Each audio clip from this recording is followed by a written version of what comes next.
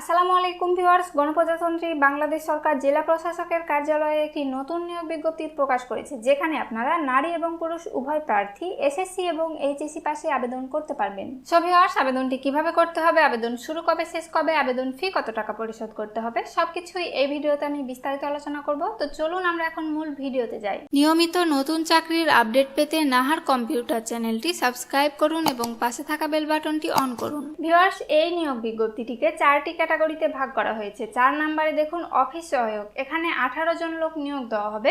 বেতন স্কেল 20তম গ্রেডে 8,250 থেকে 20,010 টাকা।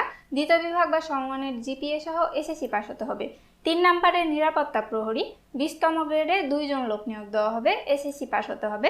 2 নম্বরে ট্রেসার, 16তম গ্রেডে 2 জন লোক নিয়োগ দেওয়া হবে, এইচএসসি পাস হতে হবে, কম্পিউটার ব্যবহারে দক্ষতা থাকতে হবে। 1 নম্বরে সার্টিফিকেট পেশকার, এখানে 16তম গ্রেডে 1 জন লোক নিয়োগ দেওয়া হবে, এইচএসসি পাস হতে হবে, কম্পিউটার ব্যবহারে দক্ষতা থাকতে হবে। এখানে আবেদনের জন্য আপনার বয়স হতে হবে 20/6/2025 তারিখে 18 থেকে 32 বছর। নিয়মিত নতুন চাকরির আপডেট পেতে নাহার কম্পিউটার পেজটি ফলো করুন।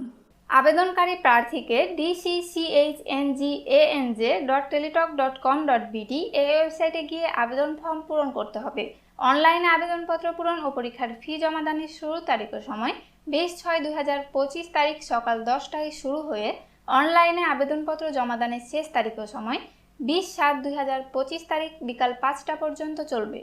ভিউয়ার্স, এখানে 1 ও 2 নং পদের জন্য 112 টাকা এবং 3 ও 4 নং পদের জন্য 56 টাকা ফি প্রদান করতে হবে। তবে অনগ্রসর নাগরিকগণ সকল পদের জন্য আবেদন ফি প্রদান করবেন 56 টাকা। ধন্যবাদ।